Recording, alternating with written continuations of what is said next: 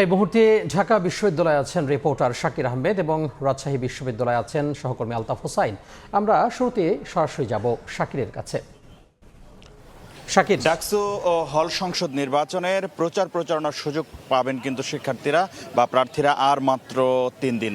সেক্ষেত্রে সময় যতই ঘনিয়ে আসছে ততই কিন্তু আমরা দেখতে পাচ্ছি প্রার্থীরা শিক্ষার্থীদের দাঁড়ে যাচ্ছেন এবং তাদের যে ইশতেহার সেই ইশতেহার তুলে ধরছেন, নানা প্রতিশ্রুতি দিচ্ছেন। আজও অন্যান্য দিনের মতোই প্রতিটি প্যানেল পাশাপাশি স্বতন্ত্র প্রার্থীরাও তাদের যে প্রচারণা সেটি কিন্তু ক্যাম্পাসে চালিয়েছেন এবং সবচেয়ে আজকে যে আলোচিত বিষয় ছিল সাইবার বুলিং এবং অনলাইনে অপপ্রচার ছড়ানোর যে বিষয়টি, সেটি নিয়ে কিন্তু প্রতিটি প্যানেলের প্রার্থীরাই সরব ছিলেন। একটি প্যানেল অন্য আরেকটি প্যানেলের বিরুদ্ধে, অর্থাৎ প্রতিপক্ষ বা বন্ধুপ্রতিম প্যানেল বা সংগঠনের বিরুদ্ধে কিন্তু এই অপপ্রচার ছড়ানোর অভিযোগ করছে এবং তারা সবাই কিন্তু বলছে যে নির্বাচন কমিশন বরাবর অভিযোগ দিয়েও আসলে সেটির প্রতিকার মিলছে না। পাশাপাশি নির্বাচন কমিশনের চিফ রিটার্নিং কর্মকর্তা যিনি আছেন তিনি বলছেন যে এই অপপ্রচার যে পেজগুলো থেকে ছড়ানো হচ্ছে সেগুলো দেশের বাইরে থেকে নিয়ন্ত্রণ করা হচ্ছে, যার কারণে আসলে সরকারের সংশ্লিষ্ট যে মন্ত্রণালয় রয়েছে, কর্তৃপক্ষ রয়েছে, তাদের দৃষ্টি আকর্ষণ করেও তাদের সহযোগিতা নিয়েও আসলে এই পেজগুলো থেকে অপপ্রচার সেগুলো বন্ধ করা যাচ্ছে না। এবং তারা বলেছেন যে নির্বাচন কমিশন যদি একপাক্ষিক আচরণ করে, অর্থাৎ নিরপেক্ষ আচরণ করতে যদি ব্যর্থ হয়, সেক্ষেত্রে নির্বাচন কমিশনকেও হয়তো কখনো বিচারের মুখোমুখি হতে হবে, এমন হুঁশিয়ারিও কিন্তু প্রার্থীদের পক্ষ থেকে দেয়া হচ্ছে।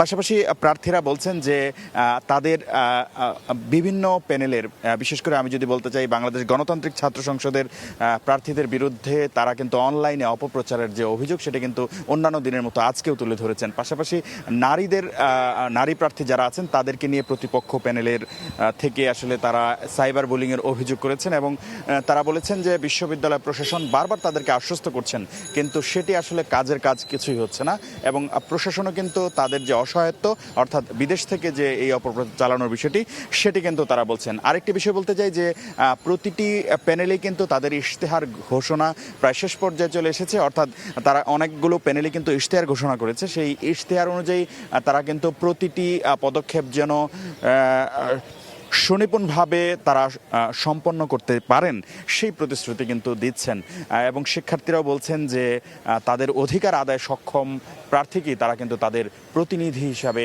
এই ডাকসু নির্বাচনে বেছে নেবেন। ডাকসু নির্বাচনের পাশাপাশি সারা দেশের বিভিন্ন বিশ্ববিদ্যালয়ে ছাত্র সংসদ নির্বাচনের হাওয়া বইছে। আমরা খবর জানতে চাই রাজশাহী বিশ্ববিদ্যালয়ের, সেখান থেকে আমাদের সঙ্গে যুক্ত হচ্ছেন সহকর্মী আলতাফ হোসাইন। ডাকসু নির্বাচনে আজ ছিল মনোনয়নপত্র দাখিলের প্রথম দিন। মূলত সকাল 9টা থেকে এই মনোনয়নপত্র দাখিল শুরু হয়। তবে আজ আমরা যেটি দেখেছি যে খুব বেশি প্রার্থী কিন্তু যারা মনোনয়নপত্র উত্তোলন করেছিলেন তাদের খুব বেশি আমরা দেখিনি জমা দিতে, এবং যেটি আমরা জানতে পেরেছি যে যেহেতু আগামী 7 সেপ্টেম্বর অর্থাৎ রোববার সেদিন মনোনয়নপত্র দাখিলের শেষ দিন, সেদিন হয়তো আসলে একটা চাপ তৈরি হবে মনোনয়নপত্র দাখিলের, এবং তখন হয়তো যারা প্যানেলে আছে বা ছাত্র সংগঠনের প্রতিনিধি যারা আছেন তারা হয়তো মনোনয়নপত্র দাখিল করবেন। তবে আজকে যেটি দেখলাম যে সকাল থেকে আসলে এখন পর্যন্ত আমরা মোট যেটি দেখেছি নির্বাচন কমিশনের তথ্য মতে মোট 28টি মনোনয়নপত্র দাখিল হয়েছে। সেখানে একজন প্রার্থী ছিলেন যিনি ভিপি এবং বাকিগুলো আসলে ছাত্র হল সংসদ এবং সিনেটের ছিল। তো এর সাথে যেটি জানিয়ে রাখা ভালো যে মূলত গতকাল এই মনোনয়নপত্র উত্তোলনের শেষ দিন ছিল এবং বিশেষ করে আমরা জানি যে 3 দফা কিন্তু আসলে এই মনোনয়নপত্র বিতরণের তারিখ পেছানো হয় এবং সবশেষ গতকাল 5টা পর্যন্ত মনোনয়নপত্র এখানে উত্তোলন করা হয়। সেটি সংখ্যা ছিল 1233টি, সেখানে 489টি মনোনয়নপত্র আসলে উত্তোলন করে শুধুমাত্র রাকসু এবং সিনেট প্রতিনিধি প্রার্থীরা। একই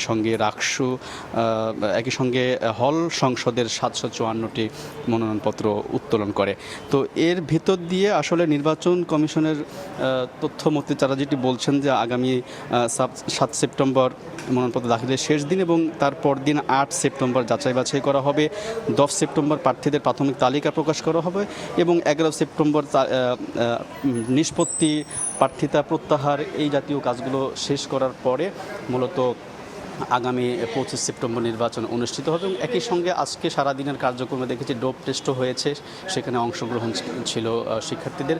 এবং পাশাপাশি যেটি বলে রাখা ভালো যে শিক্ষার্থীদের যারা স্বতন্ত্র প্রার্থী যারা আজকে মনোনয়নপত্র দাখিল করেছে তাদের অনেকে অভিযোগ আছে বা একটা শঙ্কা আছে নির্বাচন সুষ্ঠু হবে কিনা, তবে সেই বিষয়ে নির্বাচন কমিশনার আশ্বাস দিয়েছেন যে নির্বাচন সুষ্ঠু হবে। এই ছিল রাজশাহী বিশ্ববিদ্যালয় রাকসু নির্বাচনের সবশেষ খবর।